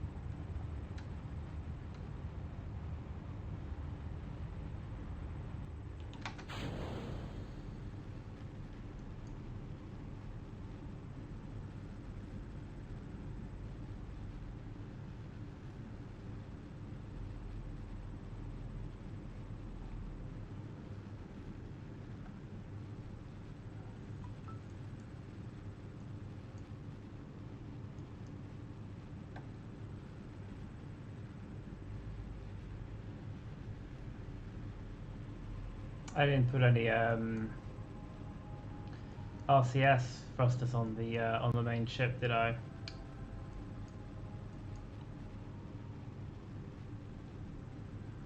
Could be a problem. Actually, no, I can guide the.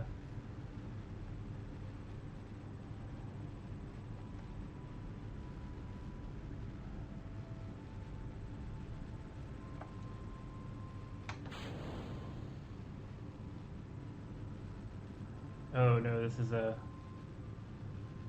isn't good. This is not good at all. No, let's no, let's not do this. Let's try this out. Whee! Oh yes, I forgot to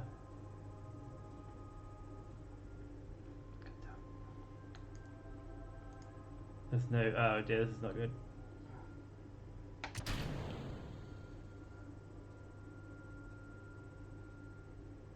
I can't get the fucking thing.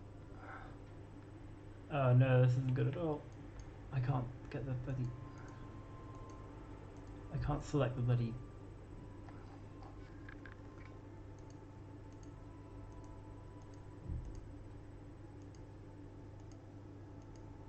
There we go. Toggle talk. There we go. Right, let's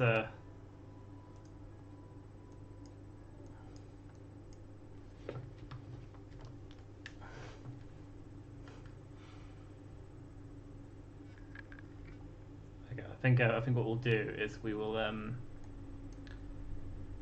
revise the design a bit, and then we'll leave it and do the launch next time, and then also change the abort procedure so this thing actually turns on when we hit the abort.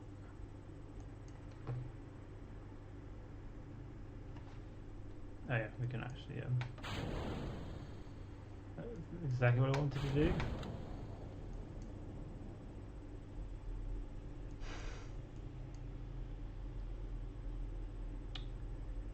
I hadn't realised that was staged before the parachutes. It should be okay. This thing's got a blader built in. We haven't actually reached orbit yet, and hopefully this thing won't come in a murderous.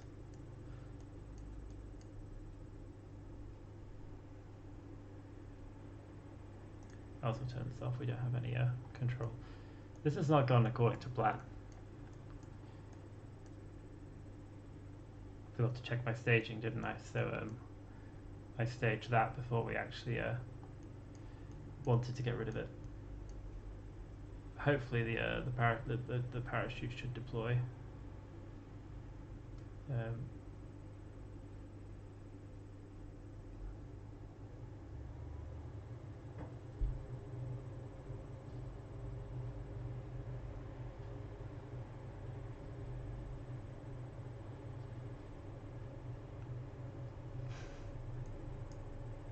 mean, it's kind of going in the right direction, so we have that going in our favour.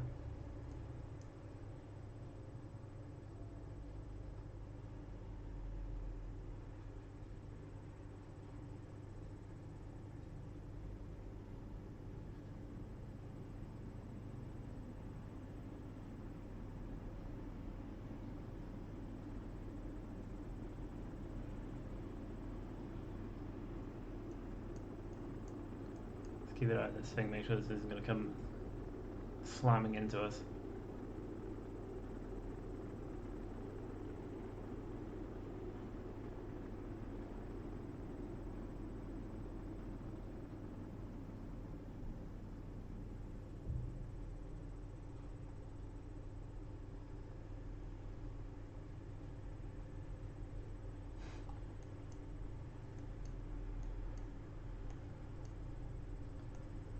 So long, Miss Lander 2.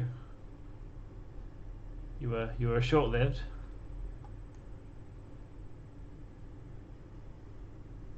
Let's keep it on that thing. I don't want it to come and hit us.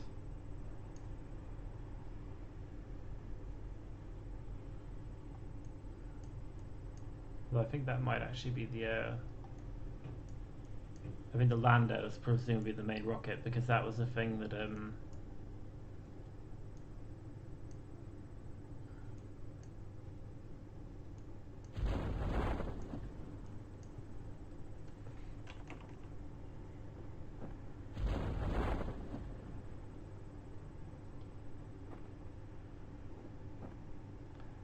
Well, it's almost successful use of the abort system. I think we need to strut up the. So the Kartov 4.0. No, they won't in this one because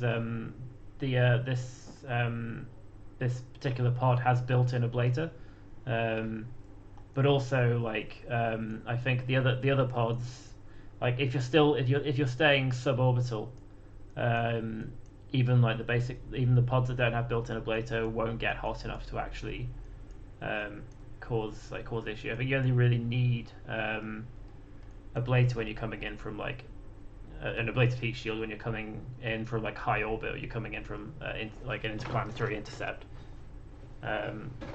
If you haven't actually made it into orbit yet, then you're not going really fast enough for it to overheat. But yeah, I mean, it wasn't intentional to lose the heat shield that early. I designed a bad rocket. So yeah, I think we've only got 2.5 minutes before I'm gonna start streaming. So what I will do is I'll go to the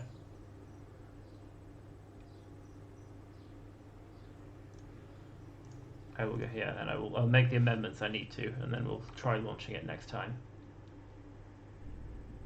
So yes, before we forget anything,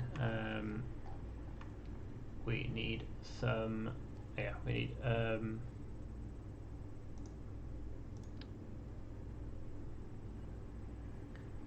I think the re-entry heating in because the Kerbal, the sort of stock Kerbal system is a lot smaller than Earth, so it's you only need about 2 kilometers per second to get into orbit, whereas on Earth you need 14 kilometers per second to be in orbit.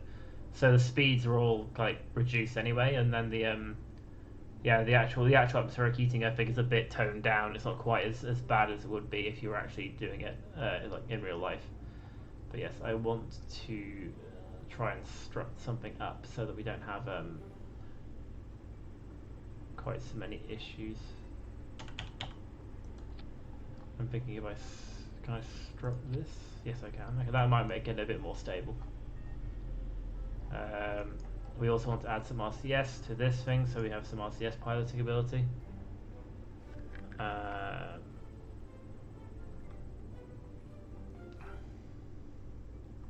But yeah, one of the advantages of these spherical pods is that they do have built-in ablator here. Downside is they don't have any built-in reaction wheels, so when we accidentally jettisoned the reaction wheel, we lost ability to steer. Also, I've got this thing turned off. I think it didn't seem to affect the wobbling too much, so I might leave this on actually. But yes, we want some RCS blocks for the main ship, and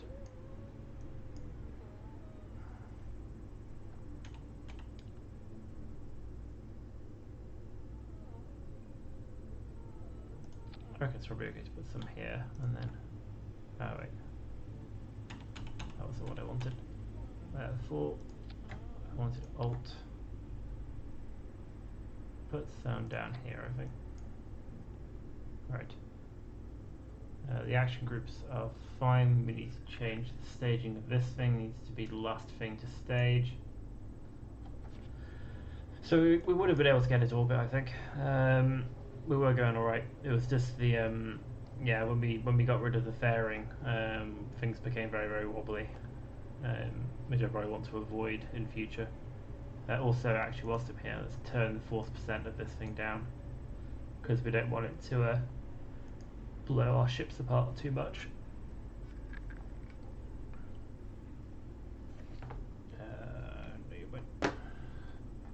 But yeah, I mean, if you look up here, for example, so these ones, you can see they all have an ablator stat already, because they come with built-in ablator, because these are styled on the Russian ones for the Soviet space program, whereas these are kind of more styled for the American Apollo ones. So these ones don't have built-in ablator, but then if you look at their temperature tolerance is like enough for the reheating due to low Kerbin orbit. But if you were to come in from like returning from Minmus or something, it probably would overheat. If you're coming in from like a return from like Duna or one of the other planets, and you were trying to use aero braking and you were just going straight back into the atmosphere to aero brake and like re-enter, you would definitely need a heat shield, I think. But cool. So I think the abort system mostly worked. We've got the RCS stuff. I think everything, like the actual launch profile, was okay. I feel like if we'd had, I think hopefully these struts should make it less wobbly when we drop the fairing. Because ideally you want to like ditch the fairing as soon as you're out of the atmosphere, because it's just weight at that point. It's just mass that you need to accelerate. And hopefully things will stay a bit more stable if we have struts here, just to which should hopefully, like, these should disappear when we hit the decoupler.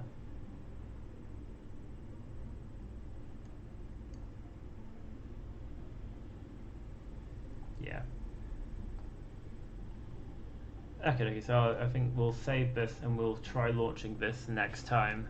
We've just got over 2 hours, so I think we will leave it there. I keep forgetting to change my thing, so well. Too late now.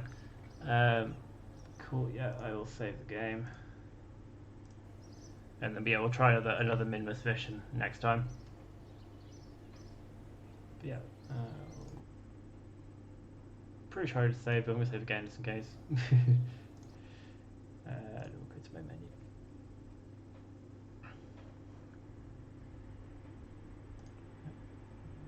Oh, no moon dust castle.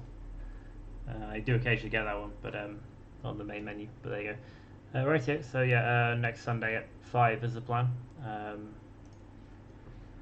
If I can. Is he even streaming right now? I don't think he is. No, I don't think so. Never mind. No, I'll see you guys next week, if there are any of you out there. Yep. Cheerio.